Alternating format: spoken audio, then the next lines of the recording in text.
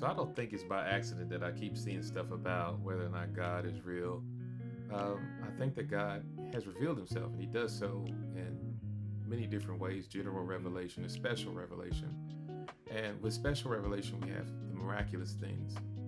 God has proven himself through Jesus Christ. And the evidence piece that people often require is not acceptable because in order for us to see the proof of God's existence in Jesus, we have to recognize history.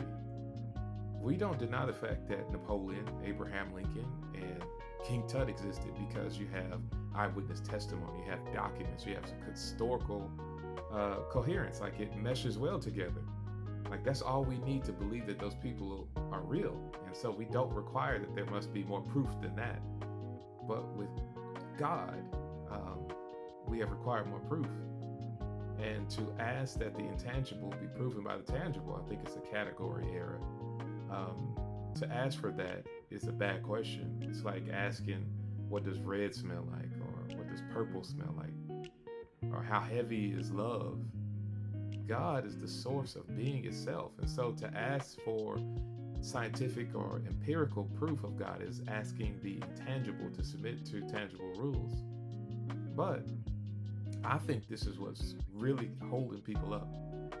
I think what makes people most uncomfortable when it comes to God existing is it's not a lack of evidence, but I think that it's a refusal to submit to a morality that is outside of self.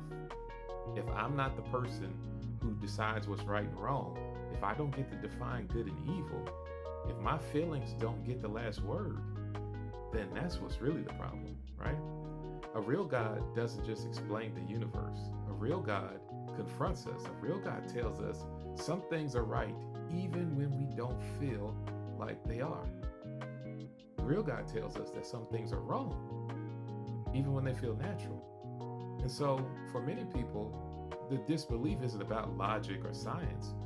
It's about autonomy and whether or not I get to be the person who gets to make all the rules. A God who is real commands holiness, and that interferes with our comfort. A God who judges and refuses to stay silent. My camera's moving on this thing. A God who refuses to stay silent. He deals with what is ethical, what is right. I don't think the question is whether or not God is real, but do I get to make up my own rules? Right? Do I get to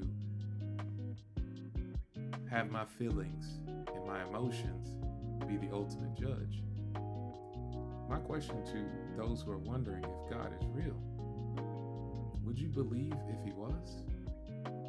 And what would you do with that? Would you submit? That's the questions that I